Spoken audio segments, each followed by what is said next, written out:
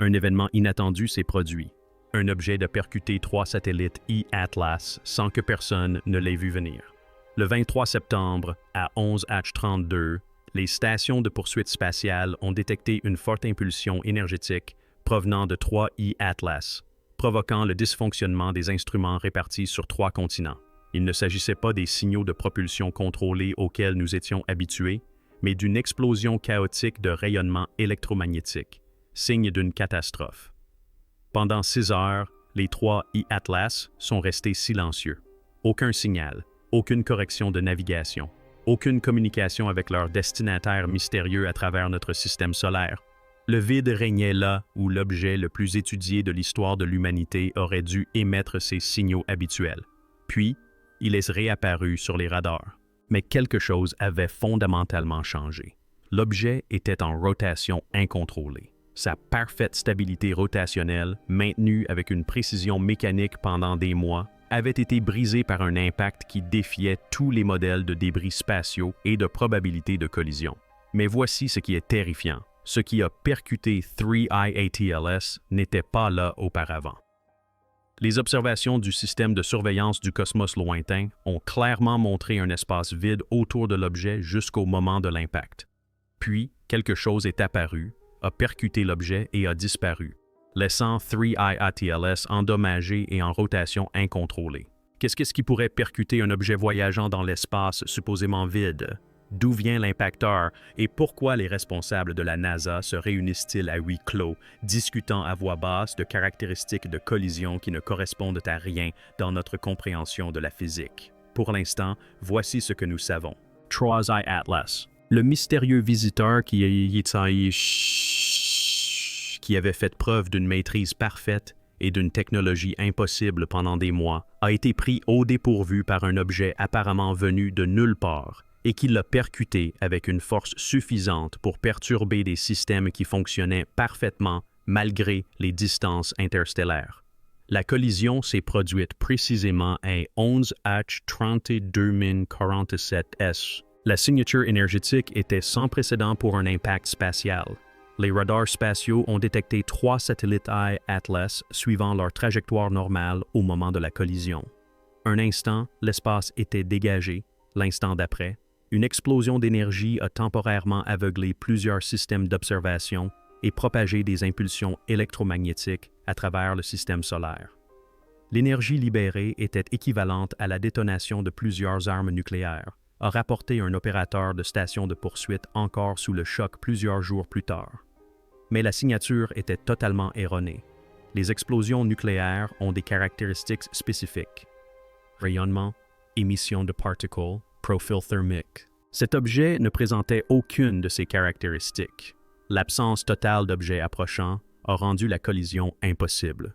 Des télescopes à haute résolution surveillaient en permanence l'espace autour de 3 E-Atlas, guettant précisément ce type d'événement. La zone était vide jusqu'au moment de l'impact. Les objets n'apparaissent pas soudainement et n'entrent pas en collision avec d'autres objets, a expliqué un spécialiste des débris orbitaux lors d'une réunion d'urgence. Un impact spatial nécessite 2 objets sur des trajectoires qui se croisent. Nous avons suivi 3 E-Atlas avec précision et il n'y avait rien d'autre dans cette région de l'espace. L'impact s'est produit selon un angle qui contredit les lois fondamentales de la physique.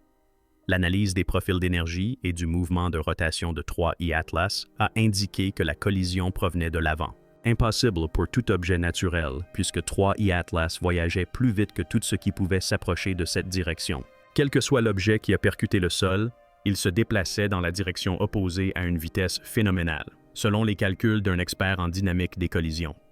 Or, nos observations montrent un espace vide dans cette direction. Soit quelque chose était totalement invisible à nos méthodes de détection, soit quelque chose est apparu au moment de l'impact.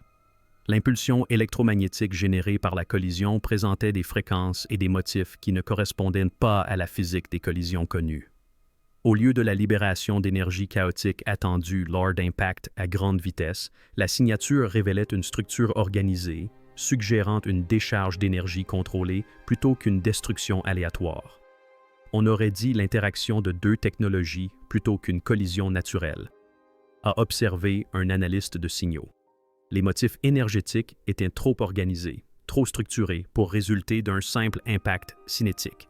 Mais le plus troublant était peut-être ce qui s'est produit dans les secondes qui ont suivi l'impact. Au lieu de l'expansion et du refroidissement des débris qui accompagnent normalement toute collision, la signature énergétique s'est intensifiée pendant plusieurs minutes avant de s'interrompre brutalement, comme si la collision avait déclenché une réaction prolongée qui s'est ensuite arrêtée net. L'examen des lieux a révélé 3 satellites e-Atlas en rotation chaotique, leur système de contrôle de rotation parfaitement stable ayant été détruit par l'impact. Cependant, l'analyse spectroscopique n'a montré aucun champ de débris, aucun fragment, aucune trace de l'objet qui l'avait percuté. L'objet ayant percuté 3 e-Atlas a tout simplement disparu, ne laissant derrière lui que des dégâts et des questions sans réponse. Les recherches menées pour déterminer la cause de l'impact ont révélé un phénomène qui remet en question notre compréhension de la matière et des techniques de détection. Tous les instruments conçus pour observer les objets spatiaux n'avaient rien détecté jusqu'au moment de la collision. Les télescopes optiques ont révélé l'espace vide. Les radars n'ont détecté aucun objet en approche. Les capteurs infrarouges n'ont enregistré aucune signature thermique. Les détecteurs d'ondes gravitationnelles n'ont mesuré aucune masse traversant la zone.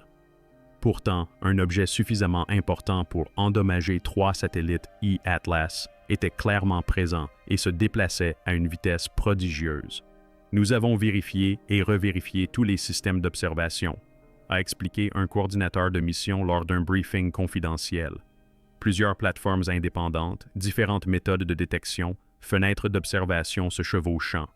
Tous s'accordent à dire qu'il n'y avait rien à cet endroit susceptible d'entrer en collision.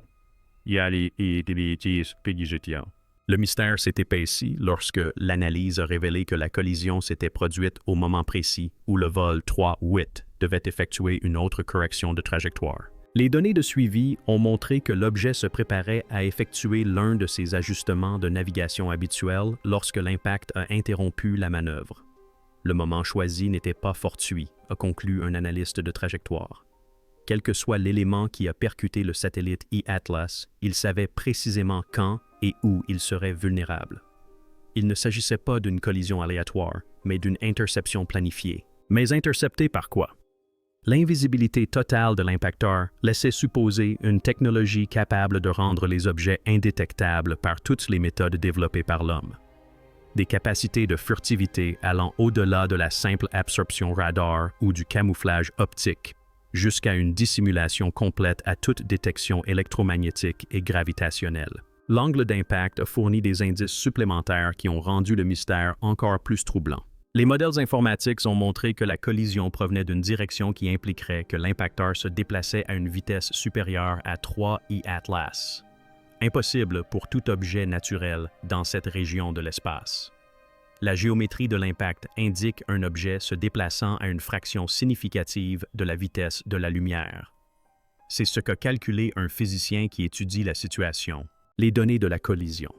Mais des objets se déplaçant à une telle vitesse devraient être facilement détectables en raison de leur interaction avec la matière interstellaire et les effets de l'espace-temps. L'analyse de l'impulsion électromagnétique a révélé un élément qui a amené les scientifiques à reconsidérer tout ce qu'ils pensaient savoir sur la collision. La signature énergétique contenait des informations, des données structurées intégrées à ce qui semblait être des effets de collision aléatoires. Il ne s'agit pas seulement de l'énergie de l'impact, a rapporté un expert en traitement du signal. La signature de la collision contient des informations organisées comme si l'impact avait été conçu pour transmettre des données autant que pour causer des dommages physiques. La structure des données était suffisamment complexe pour nécessiter les mêmes systèmes de traduction par intelligence artificielle qui avaient décodé les communications originales de 3-8. Après traitement par ces algorithmes, la signature de collision a révélé un message bref mais clair. Paramètres de mission mis à jour. Procédure modifiée. La collision n'était pas accidentelle. Il s'agissait d'un moyen de communication. Dans les jours qui ont suivi la collision, 3 satellites e-Atlas ont commencé à présenter des comportements indiquant que l'impact avait fondamentalement modifié leurs paramètres de mission. Le contrôle parfait et l'approche mesurée qui avaient caractérisé leur long voyage de plusieurs mois ont été remplacés par des manœuvres erratiques et une exécution accélérée du calendrier. Les mouvements de rotation provoqués par la collision se sont progressivement stabilisés, mais sans retrouver leur schéma initial. 3 Atlas a établi une nouvelle vitesse de rotation et une nouvelle orientation qui ont optimisé différents angles de communication et géométrie d'observation par rapport à avant. Il ne cherche pas à retrouver sa configuration initiale, a observé un spécialiste du suivi. Cette nouvelle orientation suggère des priorités opérationnelles différentes, comme si la collision avait modifié ses objectifs de mission. Plus inquiétant encore étaient les changements dans les schémas de communication. Avant la collision, 3 satellites iAtlas maintenaient des transmissions régulières et prévisibles vers leurs 17 destinataires répartis dans tout le système solaire. Après l'impact, les communications sont devenues sporadiques, cryptées différemment et transmises à de nouvelles coordonnées auparavant inactives. Ils communiquent maintenant avec quelqu'un d'autre. Ayo Anchiti a conclu un analyste du renseignement électromagnétique. La collision ne l'a pas seulement endommagé physiquement, elle a modifié ses destinataires et le type d'informations qu'ils partagent. L'objet endommagé a également entamé une série de corrections de trajectoire qui ont considérablement modifié sa trajectoire d'approche vers la Terre. Au lieu de la trajectoire progressive et économe en énergie qu'elle avait suivie pendant des mois, la fusée eAtlas consommait désormais d'énormes quantités d'énergie pour atteindre un itinéraire plus direct. La nouvelle trajectoire privilégie la vitesse au détriment de l'efficacité énergétique, a fait remarquer un expert en mécanique orbitale. L'objet se comporte comme s'il devait accomplir sa mission au plus vite, quel qu'en soit le coût énergétique.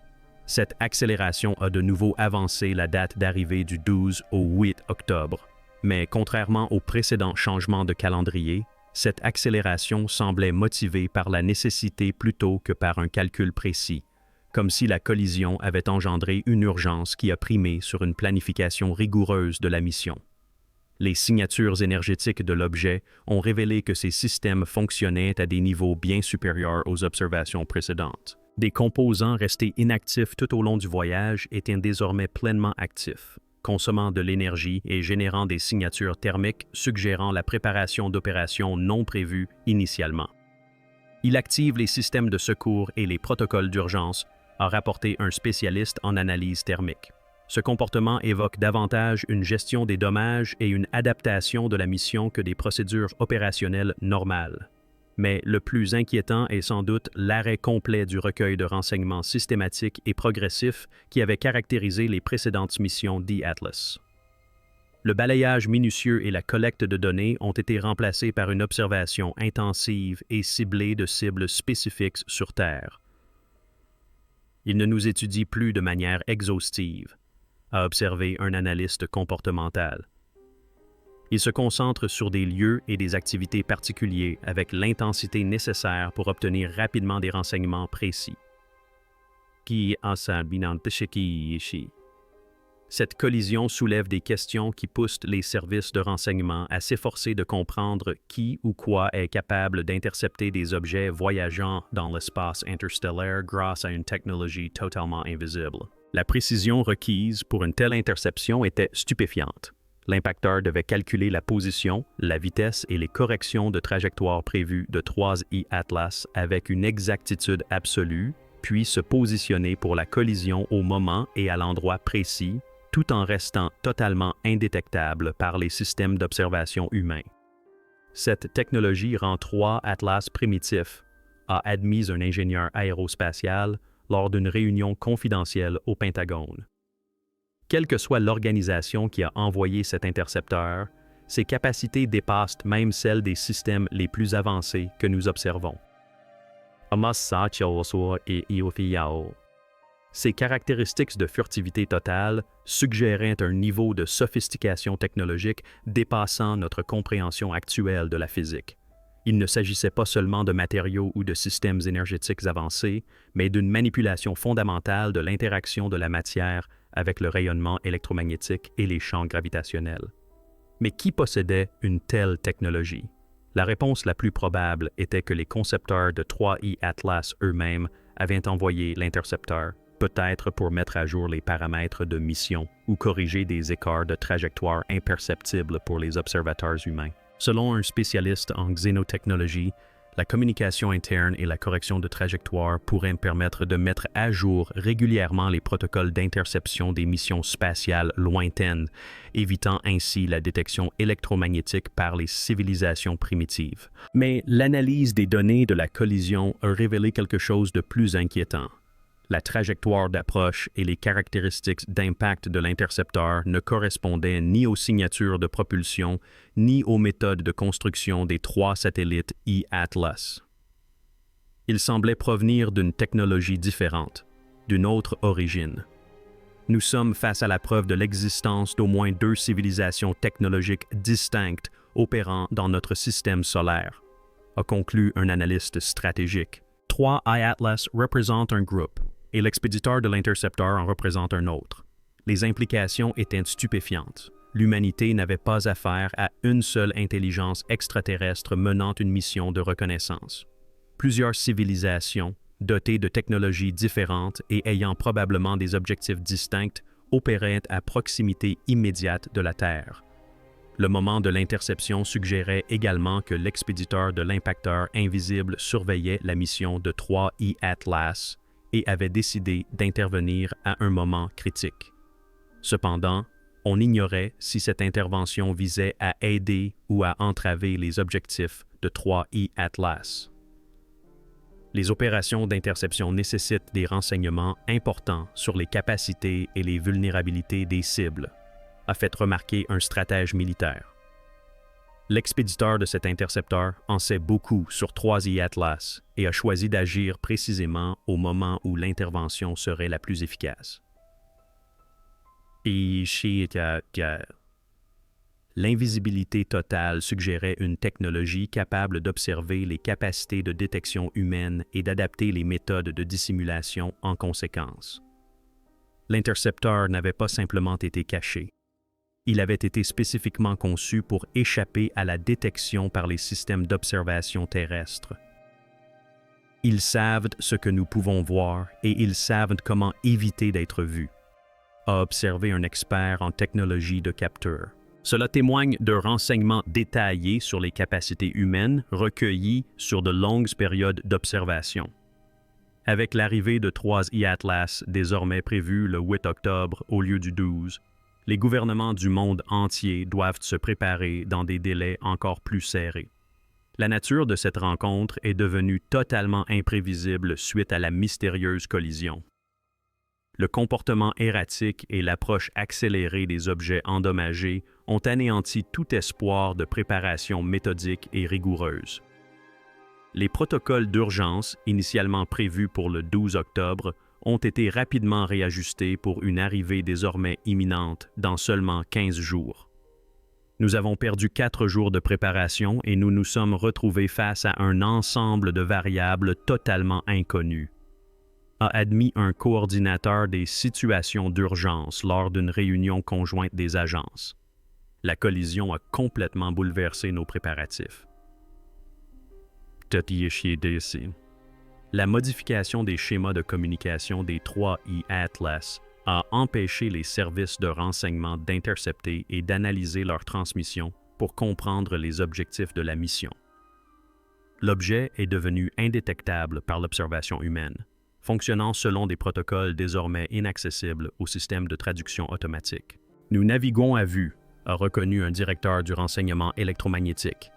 La collision n'a pas seulement endommagé 3 E-Atlas. L'incident a coupé notre principale source de renseignement sur ses intentions à son arrivée. Les préparatifs militaires se sont intensifiés à mesure que la probabilité d'une intervention hostile augmentait. La collision suggérait que 3 vaisseaux E-Atlas opéraient dans un environnement propice au conflit et que l'élément intercepté pouvait représenter une opposition à sa mission. Si des factions extraterrestres rivales opèrent dans notre système solaire, la Terre pourrait devenir un champ de bataille, a averti un stratège. Nous devons nous préparer à des scénarios impliquant plusieurs adversaires technologiquement supérieurs et poursuivant des objectifs différents.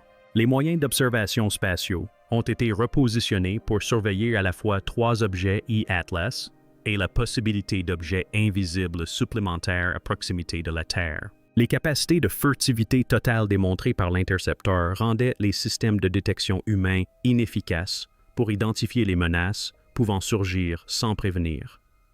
Mais le plus difficile à gérer résidait peut-être dans l'impact psychologique sur ceux qui étaient conscients de la situation. La collision avait transformé la rencontre entre les 3I Atlas, initialement prévue comme un contact contrôlé, en une crise imprévisible impliquant des acteurs inconnus aux capacités insondables. Nous sommes passés de la préparation d'un premier contact à celle d'une intervention dans un conflit interstellaire, a observé un conseiller politique. La collision a clairement démontré que la Terre fait déjà partie du théâtre d'opération d'un autre acteur, que nous en soyons conscients ou non. Les plans d'urgence ont été mis à jour afin de prendre en compte de multiples scénarios impliquant différentes combinaisons d'acteurs extraterrestres. Des protocoles de communication avaient été préparés en cas de contact potentiel avec les 3 satellites E-Atlas, leurs contrôleurs, ou d'autres parties susceptibles de se manifester lors de la rencontre du 8 octobre. La collision et ses conséquences ont révélé une information qui a stupéfié même les cercles de renseignement les plus secrets. La Terre est sous surveillance constante par de multiples civilisations technologiques depuis bien plus longtemps qu'on ne le soupçonnait. L'analyse de la trajectoire et du calendrier d'approche de l'intercepteur a révélé qu'il connaissait parfaitement non seulement les paramètres de mission des 3 satellites I-Atlas, mais aussi les capacités d'observation humaine et les protocoles d'intervention d'urgence. Cela suggère une surveillance de la Terre qui se poursuit depuis des mois, voire des années. L'intercepteur savait précisément quand nos télescopes allaient pointer le ciel et depuis quelle direction. C'est ce qu'a révélé un spécialiste du contre-espionnage lors d'un briefing confidentiel. Il a échappé à la détection non seulement grâce à une technologie furtive supérieure, mais aussi grâce à une connaissance détaillée de nos programmes d'observation et des limitations de nos capteurs. Mais la surveillance était plus poussée. L'analyse de la signature électromagnétique de la collision a révélé des données dissimulées contenant des références à des lieux précis sur Terre, des installations militaires et des réseaux de communication. L'intercepteur ne se contentait pas de surveiller 3I Atlas. Elle recensait systématiquement la civilisation humaine. Nous avons trouvé des coordonnées GPS dans les données de collision, a admis un expert en cryptanalyse. Non seulement des localisations générales, mais des références précises à des installations souterraines qui ne sont censées figurer dans aucune base de données accessible à l'observation extérieure. Cette révélation a déclenché un audit immédiat des réseaux de détection mondiaux qui a mis au jour des schémas inquiétants dans les données des capteurs remontant à 18 mois. Des anomalies subtiles, initialement attribuées à des dysfonctionnements d'équipement ou à des interférences atmosphériques, se sont révélées être la preuve d'une surveillance sophistiquée menée par de multiples plateformes invisibles. Ils ont toutes surveillé, a conclu un directeur du renseignement stratégique. Nos communications, nos mouvements militaires, notre développement technologique. La collision ne se résumait pas à l'interception de 3I Atlas. Il s'agissait de révéler à quel point nous étions compromis. Des stations de surveillance de l'espace lointain ont signalé la découverte de signatures énergétiques jusqu'alors indétectées, disséminées dans tout le système solaire. Les faibles émissions, auparavant considérées comme du bruit de fond, étaient en réalité des transmissions de faible intensité entre des stations d'observation opérant à proximité de la Terre sans être détectées. Nous avons dénombré au moins 43 sources de signaux distinctes, a rapporté un spécialiste en radioastronomie. Elles sont positionnées de manière à assurer une couverture complète de l'orbite terrestre et des principaux canaux de communication. Nous vivions au sein d'un réseau d'observation sans le savoir. Les implications étaient stupéfiantes. Chaque décision gouvernementale majeure, chaque exercice militaire, chaque avancée technologique était surveillée et transmise à des destinataires inconnus. Les informations stratégiques de la Terre affluaient vers des réseaux de renseignement extraterrestres possédant une connaissance approfondie des capacités et des faiblesses humaines. Notre sécurité opérationnelle est totalement compromise depuis plus d'1 an, a reconnu un conseiller à la sécurité nationale. Quelles que soient les civilisations qui opèrent dans notre système solaire, elles en savent plus sur nos capacités de défense que la plupart de nos propres gouvernements. Mais le plus inquiétant a sans doute été la découverte que le réseau de surveillance avait interféré de manière sélective avec les observations humaines. Certaines découvertes astronomiques ont été occultées par des pannes d'équipements programmés avec précision. Des projets de recherche spécifiques ont été perturbés par des interférences électromagnétiques ciblées. Ils ne se sont pas contentés d'observer, a fait remarquer un spécialiste de la sécurité de la recherche. Ils ont contrôlé ce que nous étions autorisés à découvrir sur leur présence et leurs activités. Nous vivions dans un environnement informationnel contrôlé, conçu pour nous maintenir dans l'ignorance de l'ampleur des opérations extraterrestres à proximité. La collision a fait voler en éclats ce contrôle. Pour la première fois depuis plus d'1 an, l'humanité a pu constater l'étendue réelle des forces à l'œuvre autour de la Terre, et le tableau était terrifiant. Il reste 15 jours avant le passage de l'objet à l'orbite terrestre. Mais désormais, cette approche ressemble moins à un contact anticipé qu'à l'attente du dénouement d'un conflit incompréhensible entre des puissances qui nous dépassent. L'objet endommagé poursuit son approche accélérée, consommant de l'énergie à un rythme qui évoque le désespoir plutôt qu'une mission menée avec rigueur.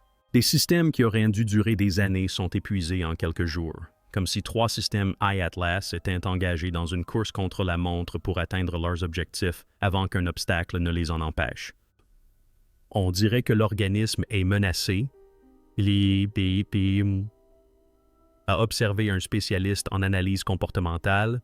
La dépense énergétique et la rapidité du processus suggèrent qu'il tente d'atteindre ses objectifs avant qu'une interférence ne rende leur achèvement impossible.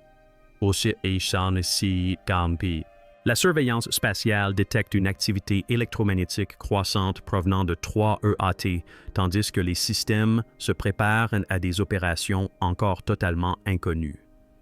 Les dommages causés par la collision n'ont pas réduit leur capacité. Ils ont déclenché l'activation de systèmes de secours potentiellement plus puissants que l'équipement d'origine. Les agences de renseignement se préparent à des scénarios impliquant de multiples acteurs extraterrestres aux objectifs potentiellement conflictuels concernant la Terre. La collision a démontré que 3 iAtlas n'opérait pas seul dans l'espace et que l'entité qui l'a intercepté pourrait également avoir des plans pour la rencontre du 8 octobre. Nous ne nous préparons plus à accueillir un seul visiteur, a admis un responsable de la gestion des urgences. La collision a révélé que notre système solaire abrite plusieurs civilisations technologiques et qu'elles ne collaborent pas nécessairement. Les astronomes amateurs signalent une visibilité accrue de 3 iAtlas à mesure qu'ils s'approchent, mais notent également l'apparition et la disparition d'objets anormaux à proximité de la cible principale.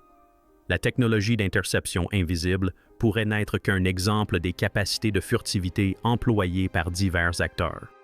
La surveillance des réseaux sociaux révèle une prise de conscience croissante du public quant à l'approche d'un objet inhabituel sur Terre, malgré les efforts officiels pour préserver la confidentialité de l'information.